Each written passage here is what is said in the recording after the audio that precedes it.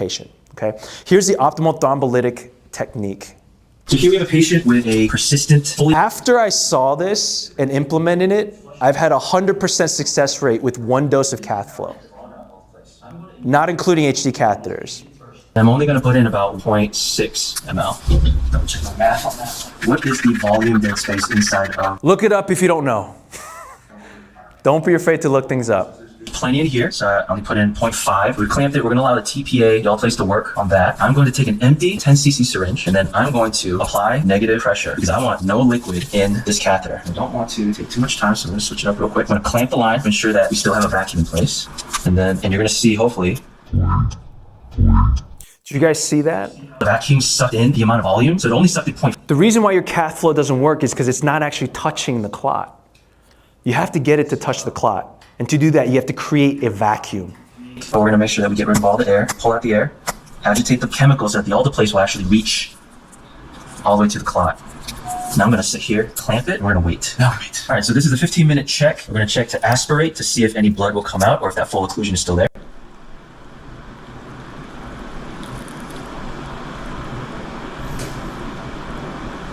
Doesn't seem to be. I'm just going to agitate some more with these pops. So we are at pressure neutralized at 1.1-ish. So we're going to see if it's going to move at all for us closer to 1. It looks scary, right? Gently nudging it forward, and there is no movement. So what I like to do is just agitate the liquid, a little chaos, move that chemical out towards.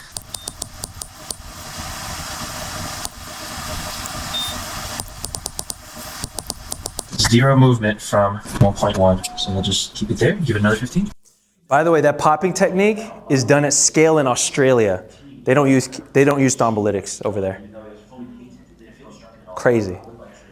Whatever leftover residual clot might be developing on the inside of the lumen of the catheter. So we're going to let that sit until I'm done for the day. Either they're going to go home with this sitting in them, or we're going to make it patent and then we'll aspirate the blood. How many of you put Cathflo on all the lumens when there's an occlusion? Good. All lumens must have Cathflo in it. Pressure to agitate it even better. But for now, we're going to leave it for another 15. We'll do that. So this is the 15-minute check. Yep. I wish I had a picture of what it looks like at the tip of the catheter, but it's so easy for that clot to encroach onto the other side. Yeah. So you want to make sure it's clear of all lumens. There we go. When there's movement, there's a hole. See if it'll go in another 0.1 ml. Oh yeah. So what I did was I pushed in whatever was left over of that Cathflo. So now I put in some fresh Cathflo. It's not leaking anywhere, so it's definitely creating an opening at that site. So we're gonna wait another 15. All right, so this is the 15-minute. We're going to check to see if we get, and I'm gonna aspirate slowly because I don't want. Ooh, look at that. See it? So we have blood return. Here's what I'm going to do. I'm going to aspirate and waste. When I aspirate, you're going to see a little bit of blood. There it is. We're going to waste all that. That'll be my safety holder, clean. And you're going to do a hard pull. Get rid of whatever clot might be in there. And then I'm going to, let's see how much we can pull out, create a vacuum. And so this is the... Oh, there we go. Oh, that's cool. That button works. All right. So why would a catheter rupture? Because that does happen.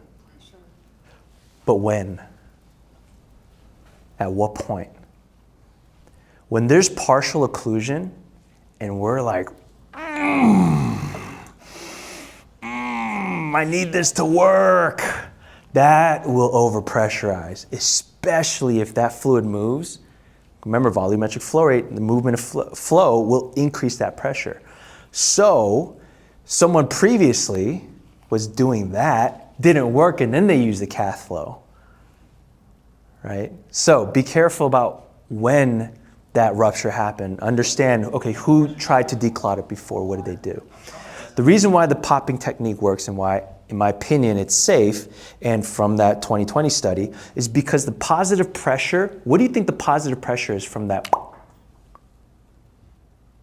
What do you think that syringe will exert?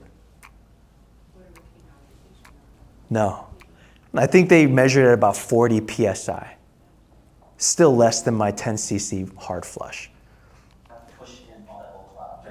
It's a concussive violent force. It's not an increase in pressure that's significant. So there is a controversy about Cathflo usage because they're seeing a correlation. We still haven't tied down the etiology, but there's a correlation between like old clotted blood or catheters and it releasing microbes into the body. Yes. So my caution to using any type of thrombolytic will be critical think about how long it's been clotted. Hey, I haven't used this in like 6 months and it hasn't really flushed, but I just didn't tell anybody. I can't tell you what to do at that point. You'll have to consult with ID and consult with Vascular Access to see what should be done for that patient.